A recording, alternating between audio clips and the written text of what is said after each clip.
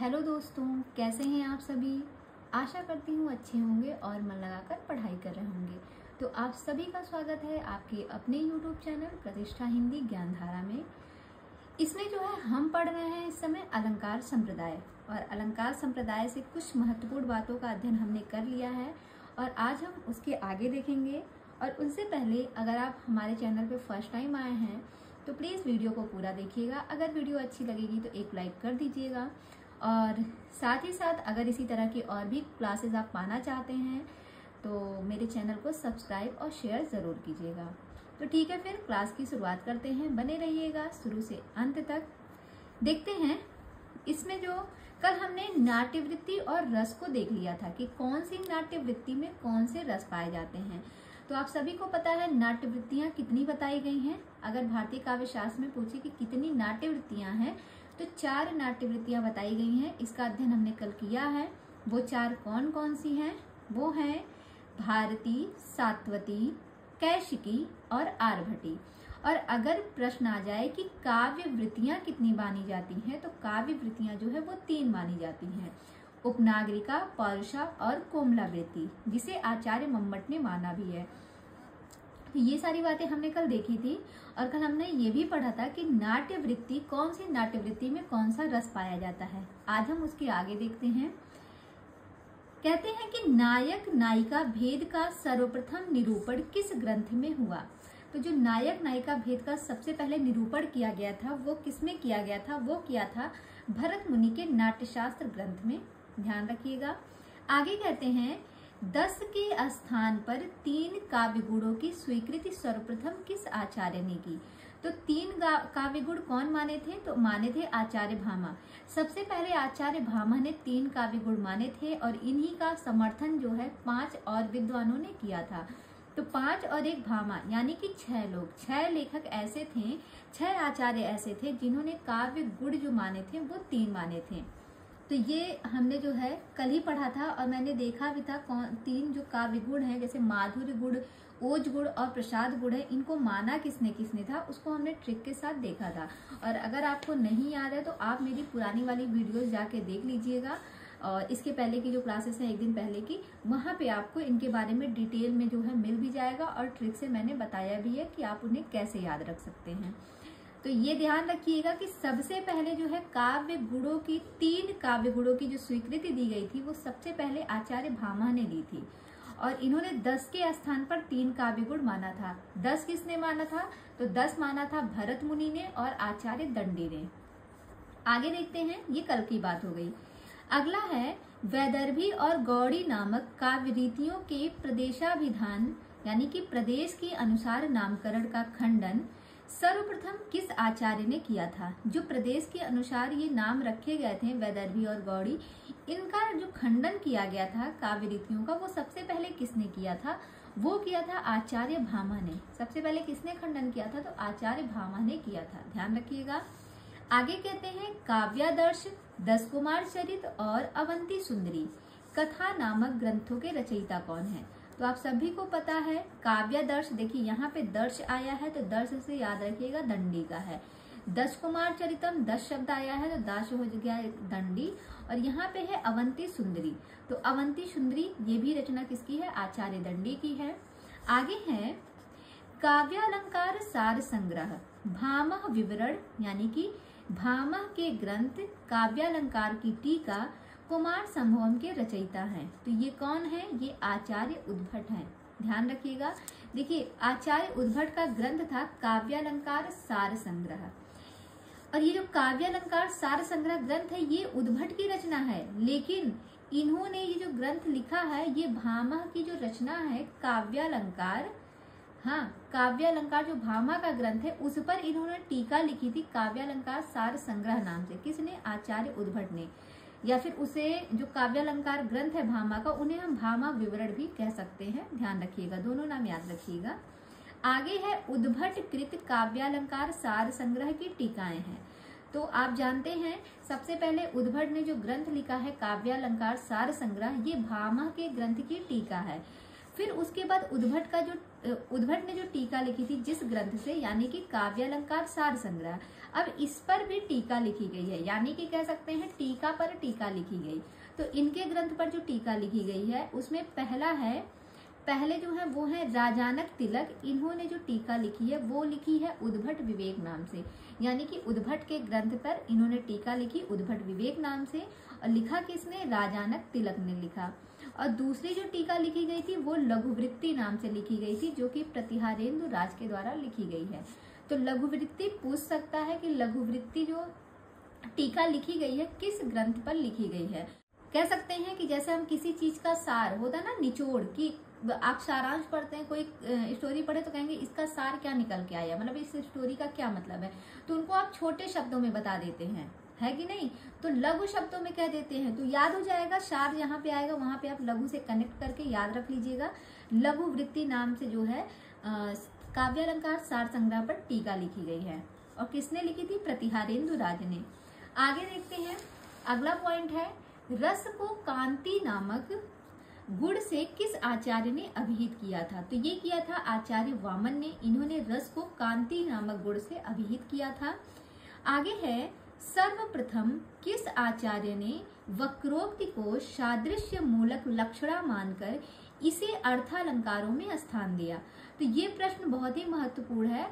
देखिए, वक्रोक्ति अलंकार जो है ये वैसे तो ये होता है जो है शब्दालंकार का भेद, लेकिन यहाँ पर दिया है कि वक्रोक्ति को सादृश्य मूलक लक्षणा मानकर इसे अर्थालंकार में स्थान दिया। तो ये दिया था आचार्य वामन ने, ये प्रश्न पूछा जाता है। और जो है शब्दालंकार के अंतर्गत किसने रखा था? तो वो रखा था आचार्य रुद्रट ने। ध्यान रखिएगा दोनों बातें। आगे है काव्यालंकार सूत्रवृत्ति, यानी कि हिंदी भाषा की विस्तृत भूमिका किसने लिखी है? तो मैंने शुरू से यही बताया कि जब भी आपको कोई टीका मिले, किसी ग्रंथ पर विस्तृत भूमिका लिखने को मिले, या फिर हिंदी भाष्य पूछे या व्याख्या वगैरह पूछे, तो वो प्रश्न अपने आप में महत्वपूर्ण हो जाता है। तो यहाँ पे है काव्यालंकार सूत्रवृत्ति। ये ग्रंथ किसका है? सूत्रवृत्ति, काव्यालंकार सूत्रवृत्ति आप सभी जानते हैं ये वामन का ग्रंथ है। और इस पर जो है हिंदी भाषा की विस्तृत भूमिका किसने लिखी? ये लिखी है डॉक्टर नगेंद्र ने। आगे है काव्यालंकार सूत्रवृत्ति का हिंदी भाष्य किसने लिखा? अभी हमने देखा विस्तृत भूमिका लिखी, तो वो डॉक्टर नगेंद्र ने लिखा। और अगर हिंदी भाष्य की बात करें तो ये लिखा है आचार्य विश्वेश्वर पंडित ने। आगे है किस आचार्य ने समग्र अलंकारों का उपमा का प्रपंच माना है? कौन से आचार्य हैं जिन्होंने समग्र अर्थालंकारों को उपमा का प्रपंच माना है? तो ये माना है वामन ने।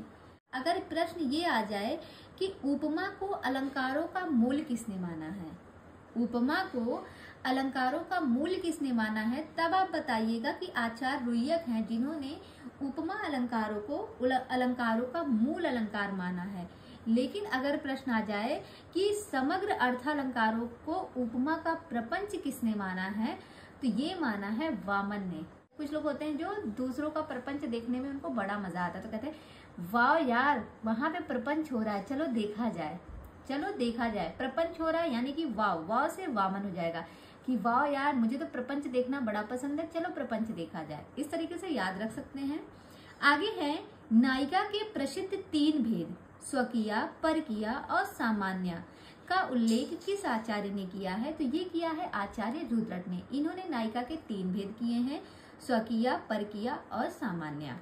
आगे देखेंगे, अगला है प्रयाण नामक नवीन रस की उद्भावना किस आचार्य ने की? तो प्रयाण नामक जो नवीन रस की उद्भावना की थी वो किसने की थी? वो किया था आचार्य रुद्रट ने। इसको हमने पहले भी पढ़ा है। आगे है ध्वन्यालोक का हिंदी भाष्य किसने लिखा है? तो अभी हमने देखा है कि काव्यालंकार सूत्रवृत्ति का हिंदी भाष्य किसने लिखा? तो आचार्य विश्वेश्वर ने।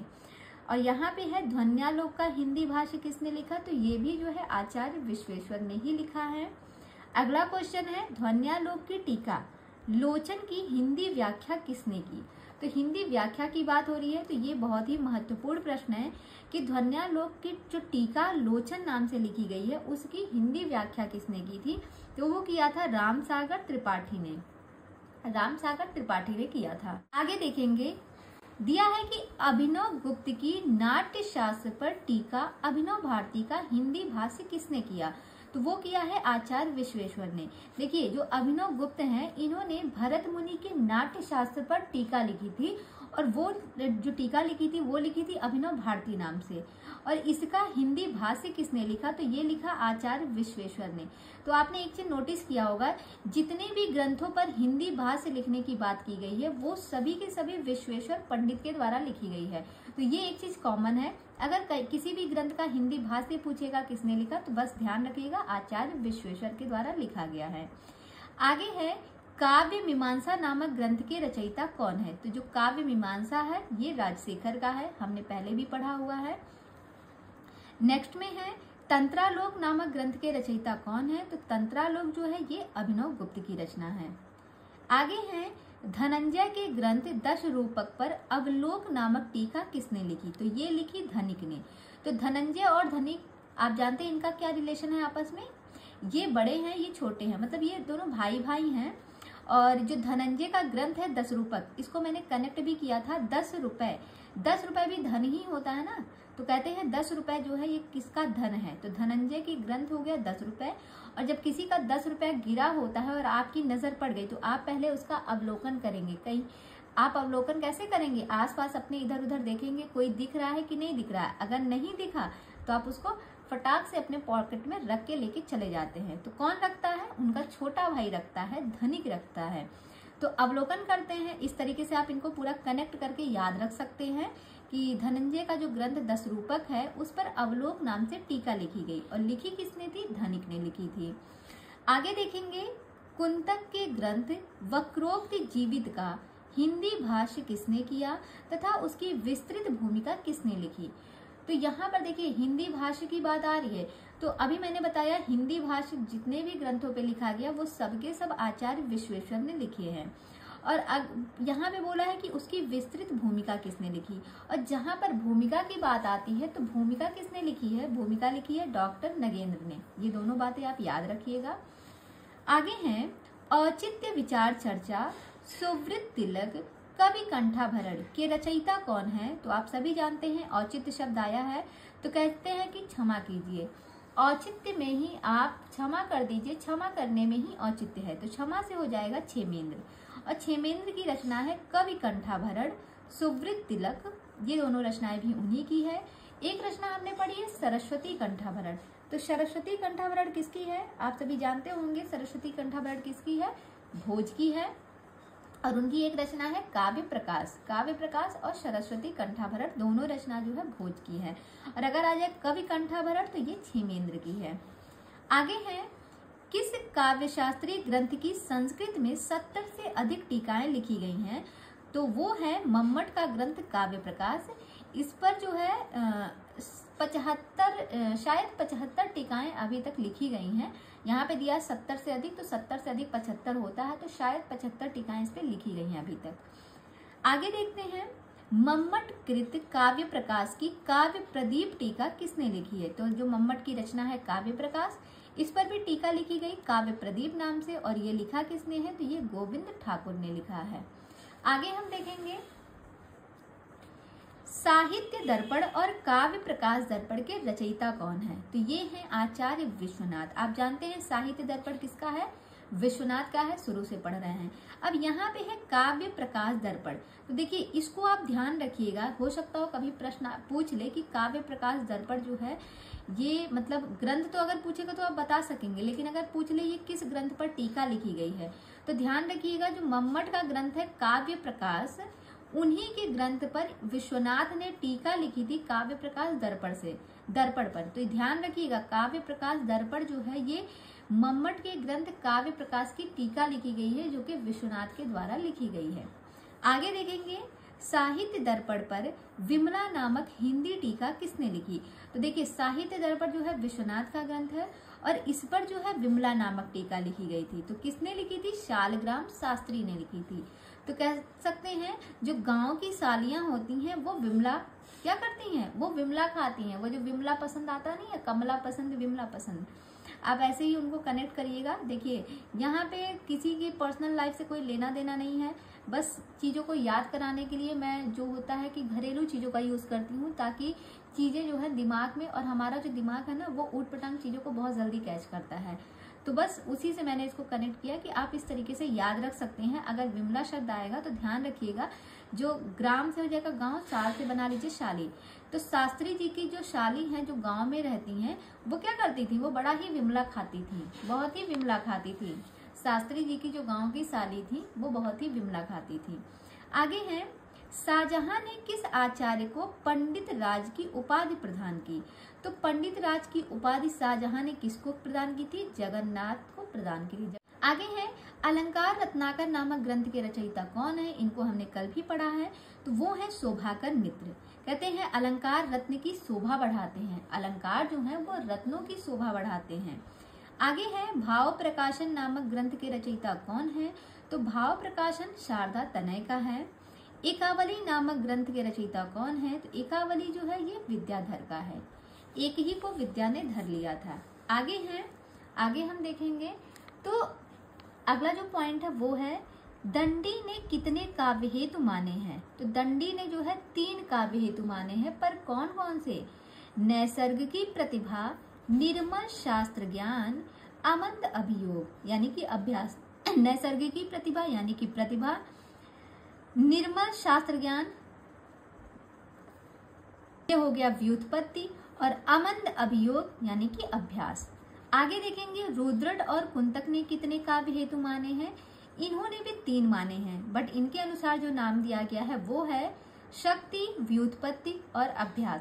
देखिए नाम सबके द्वारा जो दिए गए हैं वो अलग अलग दिए गए हैं। जैसे हमने दंडी का देखा तो इन्होंने क्या कहा, नैसर्गिकी प्रतिभा, निर्मल शास्त्र ज्ञान, अमंद अभियोग, जिन्हें हम अभ्यास कहते हैं। और रुद्रट और कुंदक ने क्या नाम दिए हैं काव्य हेतु के जो 3 माने हैं, तो इनके द्वारा है शक्ति, व्युत्पत्ति और अभ्यास। आगे कहते हैं, वामन ने कितने काव्य हेतु माने हैं। तो वामन ने 3 माने हैं, लोक, विद्या, प्रकीर्णस, और इन्होंने ही काव्य हेतु को काव्यांग शब्द कह के पुकारा भी है। ये भी प्रश्न बहुत महत्वपूर्ण है, पूछा जाता है। आगे है, शक्ति कवित्व बीज रूप संस्कार विशेषः, अर्थात कवित्व निर्माण के बीज रूप विशिष्ट संस्कार को प्रतिभा कहते हैं। ये कथन किसका है, तो ये कथन है आचार्य मम्मट का।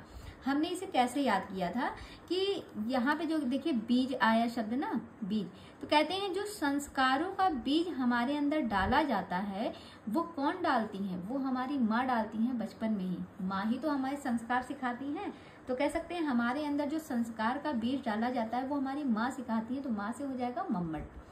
आगे है, सा प्रतिभा काव्य घटना अनुकूल शब्दार्थों परिस्थिति, अर्थात काव्य की रचना के अनुकूल शब्दार्थ को प्रस्तुत कर देने की क्षमता प्रतिभा कहलाती है। ये कथन किसका है, तो ये है जगन्नाथ का कथन। देखिए ये जो जग है ना, इस जग में जो घटनाएं होती हैं वो अपने अनुकूल होती हैं। आप इनको याद रख सकते हैं।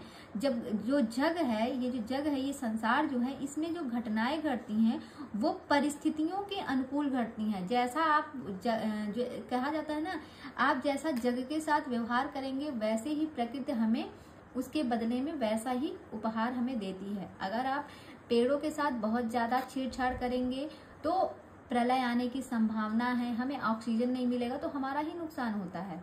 इसीलिए तो कहा जाता है वृक्ष लगाइए, हरे हरे वृक्ष लगाइए, अपने आसपास के वातावरण को अच्छा कीजिए, प्रदूषण मत कीजिए, नहीं तो उसके बदले हम ही को झेलना पड़ जाएगा। तो कह सकते हैं कि देखो परिस्थिति के अनुकूल जो घटनाएं घटती हैं वो हमारे जग में घटती हैं। हमारे जग में परिस्थितियों के अनुकूल ही घटनाएं घटती हैं, तो आप ऐसी परिस्थिति मत लाइए। तो ये बस याद करने के लिए बता रहे हैं, इस लाइन से आप इनको याद रखेंगे, ये जगन्नाथ का है। आगे है, आचार्य मम्मट ने कितने दोषों का विवेचन किया। तो इनको हमने कल देखा था, कहीं यहाँ पे 76 लिखा है, कहीं कहीं 75 भी मिलता है। कल हमने 75 पढ़ा था, यहाँ पे 76 है, तो ध्यान रखिएगा। मम्मट ने जो दोषों की संख्या बताई है वो 75 या 76 है। आगे है, काव्य शास्त्र में सर्वप्रथम आत्मा शब्द का प्रयोग वामन 8वीं सदी ने रीति को काव्य की आत्मा मानते हुए रीतिरात्मा काव्य से कहा। तो देखिए जो काव्य की आत्मा अलग अलग विद्वानों ने अलग अलग माना। किसी ने ध्वनि को काव्य की आत्मा माना, किसी ने रीति को माना, किसी ने अलंकार को माना। तो सबने अलग अलग माना है और किसी ने रस को माना, लेकिन आत्मा शब्द का प्रयोग जो है वो सबसे पहले किया किसने था, ये महत्वपूर्ण बनता है। तो ये किया था आचार्य वामन ने। और वामन के समय की बात करें तो इनका जो समय है वो है 8वीं शताब्दी। ठीक है, आगे हम देखते हैं रीति और गुण। रीति और गुण की बात करें तो देखिए यहाँ पे हम देखेंगे रीति। सबसे पहले आती है वैदर्भी रीति। तो वैदर्भी रीति में कौन सा गुण होता है, तो ध्यान रखिएगा वैदर्भी रीति में सभी गुण पाए जाते हैं। जो 3 गुण मुख्य रूप से बताए गए हैं, माधुर्य गुण, ओज गुण, प्रसाद गुण, वो तीनों गुण जो है वैदर्भी रीति में पाए जाते हैं। बात करें गौड़ीय रीति की, तो गौड़ीय रीति में ओज गुण और कांति गुण पाया जाता है। आगे है पांचाली। पांचाली रीति में जो है माधुर्य गुण और शौकुमारी गुण पाया जाता है। तो ध्यान रखिएगा किसमें, वैदर्भी में सभी गुण होते हैं, गौड़िया में ओज और कांति, वहीं पे पांचाली की बात करें तो पांचाली में माधुर्य और शौकुमार। आगे देखते हैं जो अगला पॉइंट है, लोकोत्तर चमत्कारी वैचित्य सिद्धे, अर्थात लोकोत्तर चमत्कार उत्पन्न करने वाले काव्यत्व को वक्रोक्ति कहते हैं। ये कथन किसका है, तो ये कथन है आचार्य कुंतक। आगे देखेंगे अगला है वाग वैदग्ध प्रधाने अपि रस एवात्र जीवितम। वाग वैदग्ध प्रधाने अपि रस एवात्र जीवितम, अर्थात वक्रोक्ति से उत्पन्न चमत्कार के होने पर भी रस ही उसका प्राण होता है। ये कथन किसका है, तो ये कथन है अग्नि पुराणकार का। आगे है न ही रसादृते कश्चित दर्शः प्रवर्तते का सिद्धांत प्रतिष्ठित कर किस आचार्य ने रस को काव्य का मौलिक तत्व माना है, तो ये माना है भरत मुनि ने। ये काफी महत्वपूर्ण है। आगे है किस आचार्य ने रीति को मार्ग कहा है और उनके 3 भेद सुकुमार मार्ग, विचित्र मार्ग एवं मध्यम मार्ग का वर्णन किया है। तो रीति को मार्ग शब्द किसने कहा है, तो रीति को मार्ग कहा है आचार्य कुंतक ने। ये बहुत बार पूछा जाता है, रीति को मार्ग किसने कहा, ये कहा है आचार्य कुंतक ने। आगे हम देखेंगे संप्रदाय और उनके प्रमुख आचार्य कौन कौन से हैं। तो संप्रदाय की अगर बात करें तो सबसे पहले आता है रसवादी संप्रदाय। तो रसवादी संप्रदाय के जो प्रमुख आचार्य माने गए हैं वो हैं भरत मुनि। सबसे पहले आप जानते हैं भरत मुनि जो है ये रसवादी आचार्य हैं, और इनके साथ साथ और कौन कौन है, भरत मुनि, भोजराज, भट्टनायक, विश्वनाथ, राजशेखर, केशव मित्र और शारदा तनय, ये सभी के सभी रसवादी आचार्य हैं।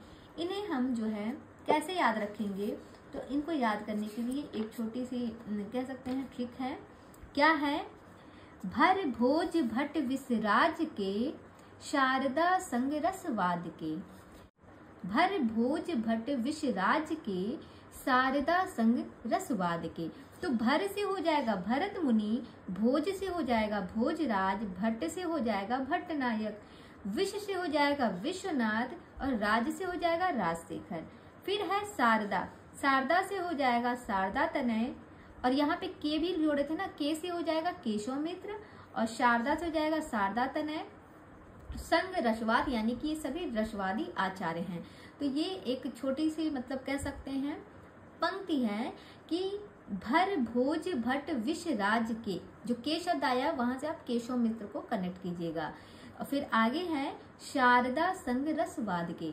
ये 2 लाइन से आपको पूरे रसवादी आचार्य याद हो जाएंगे। आगे है अलंकारवादी। अलंकारवादी की अगर हम बात करें तो अलंकारवादी में आते हैं आपके भामह, दंडी, उद्भट, प्रतिहारेंदुराज, रुद्रट, जयदेव, अप्पय दीक्षित। तो ये सारे के सारे अलंकारवादी आचार्य हैं, लेकिन सबसे पहले कौन आते हैं, आचार्य भामा आते हैं। तो इन्हें हम कैसे याद करेंगे, इन्हें हम याद करेंगे अलंकार में भामह दंडी उद्भट के प्रति। अलंकार में भामह दंडी उद्भट के प्रति दक्ष हुए हैं रुद्रट देव सगे संबंधी। क्या हुए हैं, अलंकार में भामा दंडी उद्भट के प्रति दक्ष हुए हैं रुद्रट देव सगे संबंधी। इस तरीके से आप कविता के माध्यम से इनको याद कर लीजिएगा। सारे अलंकारवादी आचार्य आपको याद हो जाएंगे। अलंकार से हो जाएगा अलंकारवादी, अलंकार में भामा, भामा से भामा, दंडी से दंडी, उद्भट से उद्भट के प्रति, प्रति से हो जाएगा प्रतिहारेंदुराज। फिर है दक्ष, दक्ष से हो जाएगा अप्पय दीक्षित, दक्ष हुए हैं रुद्रट देव सगे संबंधी। तो रुद्रट से हो जाएगा रुद्रट और देव से हो जाएगा जयदेव। इस तरीके से आप इनको याद रख सकते हैं। मैं जो ट्रिक बोलती हूँ आप उनको लिख लिया कीजिए कहीं कॉपी में। अगर आप पढ़ रहे हैं तो आप एक कॉपी और पेन लेके बैठा कीजिए और कॉपी में नोट डाउन कर लिया कीजिए मेरी ट्रिक को, ताकि आपको हमेशा फिर याद रहे। आगे है रीतिवादी। तो रीतिवादी की बात करते तो उसके मेन जो लेखक हैं वो हैं कौन है, आचार्य वामन है। आगे है ध्वनिवादी। तो ध्वनिवादी आचार्य की बात करें तो इसमें आते हैं आनंदवर्धन, रुय्यक, मम्मट, अभिनव गुप्त और जगन्नाथ। तो इन्हें हम कैसे याद करेंगे, इनके लिए एक छोटी सी ट्रिक है। ट्रिक ये है कि माँ की ध्वनि आनंदवर्धक होती है क्योंकि वह पूरे जग का नवरूप होती है। ये है एक लाइन में कि माँ की ध्वनि आनंदवर्धक होती है क्योंकि वे पूरे जग का नवरूप है। अब इन्हें हम एक्सप्लेन कर दें कि कैसे कैसे जोड़ा है। तो देखिए, माँ से हो जाएगा मम्मट, ध्वनि से हो जाएगा ध्वनिवादी, आनंदवर्धन से हो जाएगा आनंदवर्धक से आनंदवर्धन को कनेक्ट कीजिएगा। फिर उसके बाद आते हैं जग, जग से हो जाएगा जगन्नाथ, नव से हो जाएगा अभिनव गुप्त और रूप से हो जाएगा रुय्यक। रू से क्या हो जाएगा, रू से हो जाएगा आपके रुय्यक। इस तरीके से याद किया है। आगे है वक्रोक्तिवादी। तो वक्रोक्तिवादी के कुंतक हैं, सभी जानते हैं, इतना बको कि कान तक जाए। फिर है औचित्यवादी। औचित्यवादी क्षेमेंद्र है, आप क्षमा करने में ही आपका औचित्य है। इस तरीके से याद हो जाएगा और इनको तो आपको बहुत जरूरी है। अगर आप काव्यशास्त्र पढ़ रहे हैं तो काव्यशास्त्र में ये जो 6 संप्रदाय दिए गए हैं ना, 6 संप्रदायों को बहुत अच्छे से आपको याद होना चाहिए कि इनके प्रमुख आचार्य हैं कौन कौन और कौन से किस वार में आते हैं। आगे हम देखते हैं, आगे जो है कवि समय का सर्वप्रथम व्यवस्थित निरूपण किस आचार्य ने किया है। तो कवि समय का जो सर्वप्रथम व्यवस्थित निरूपण किया गया है, जो कवियों का समय, उसको सबसे पहले किसने किया था, तो वो किया था राजशेखर ने। किसने किया था, राजशेखर ने। भाई जो अपने शिखर पर जो सब जगह राज कर रहा है, जो अपने शिखर पर राज कर रहा है, वही तो कवियों के समय को भी निर्धारित कर सकता है। जो अपने शिखर पर राज कर सकता है, शिखर को आप सब कनेक्ट कर लीजिए बुद्धि, जिसका अपने बुद्धि पर राज है, वही जो है कवियों के समय का भी निर्धारण कर सकता है, निरूपण कर सकता है। ऐसे ही याद कर लीजिएगा। आगे है व्यंग्य के तारतम्य के आधार पर काव्य के कितने भेद माने जाते हैं, तो वो 3 भेद हैं, ध्वनि, गुणीभूत व्यंग्य और चित्र। ये 3 भेद माने जाते हैं काव्य के। आगे है काव्य रूप इंद्रिय गम्यता के आधार पर काव्य के कितने भेद माने जाते हैं। तो इंद्रिय गम्यता के आधार पर काव्य के 2 भेद माने जाते हैं, एक होता है दृश्य काव्य और दूसरा होता है श्रव्य काव्य। दृश्य जिन्हें हम देख सकते हैं, श्रव्य जिन्हें हम सुन सकते हैं। और व्यंग्य के आधार पर काव्य के जो भेद हैं वो 3 हैं, एक होता है ध्वनि, एक होता है चित्र और एक होता है गुणीभूत व्यंग्य। आगे है दृश्य काव्य रूपक के कितने भेद हैं। अब जब देखिए दृश्य काव्य की बात आ गई तो दृश्य काव्य के 10 भेद हैं। दृश्य काव्य रूपक के 10 भेद हैं, सभी जानते हैं पहले से ही। नाटक, प्रकरण, वाड़, व्यायोग, समवकार, डिम, इहामृग, अंक, विधि और प्रहसन, ये 10 भेद हैं। इसको आपने पहले भी पढ़ा है। आगे हम देखेंगे श्रव्य काव्य के कितने भेद हैं। तो दृश्य के 10 हैं, श्रव्य काव्य के 3 हैं। एक होता है गद्य, दूसरा होता है पद्य और तीसरा होता है चंपू। चंपू वो होता है जिसमें गद्य पद्य का मिश्रण होता है। गद्य पद्य में काव्य जो होते हैं वो चंपू काव्य होते हैं। अब हम बात करते हैं, यहाँ पे देखते हैं शब्द, अर्थ और शक्ति। तो शब्द में जैसे वाचक शब्द है, इसका जो अर्थ होता है वो होता है वाच्यार्थ। और अगर शक्ति की बात करें तो इसमें अभिधा शक्ति होती है।